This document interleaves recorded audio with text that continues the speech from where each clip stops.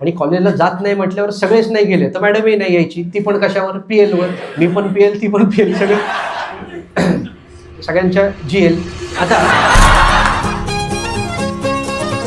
Data document फॉर्मॅटमध्ये store केला जातो, तर डॉक्युमेंट फॉर्मॅटमध्ये एक खूप फेमस टेक्निक यूज केली जाते. या टेक्निकला म्हणतात JSON, JSON, JavaScript object notation. हा होता जेसनचा full form. What is mean by JSON? आपण एक उदाहरण घेऊया. आपण याच्यात मूव्हीजमध्ये बघतो बघा, एक पोलीस असतो.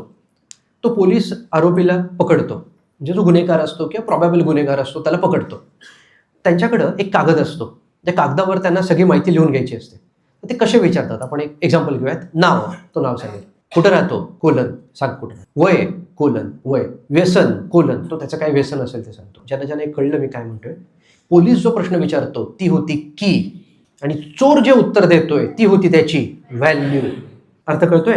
आता हेच आपण MySQL मध्ये टेबलमध्ये लिहित होतो. म्हणजे ज्याला मी आता की म्हणतोय, KEY, ते आपल्या कॉलमची नावं होती. इमॅजिन करा, नेम, सिटी, एज, आईचं नाव, वडिलांचं नाव, काय पाहिजे ते तुम्ही डेटा ठेवू शकताय. याचा अर्थ डेटाबेसमध्ये असलेल्या टेबलमध्ये जो डेटा स्टोअर होतोय त्याच पद्धतीचा डेटा तुम्ही MongoDB मध्ये पण स्टोअर करणार आहात. फक्त स्टोअर करताना जो रादर जे माध्यम आपण यूज करणार आहोत, दॅट माध्यम or that technique is called as Jason.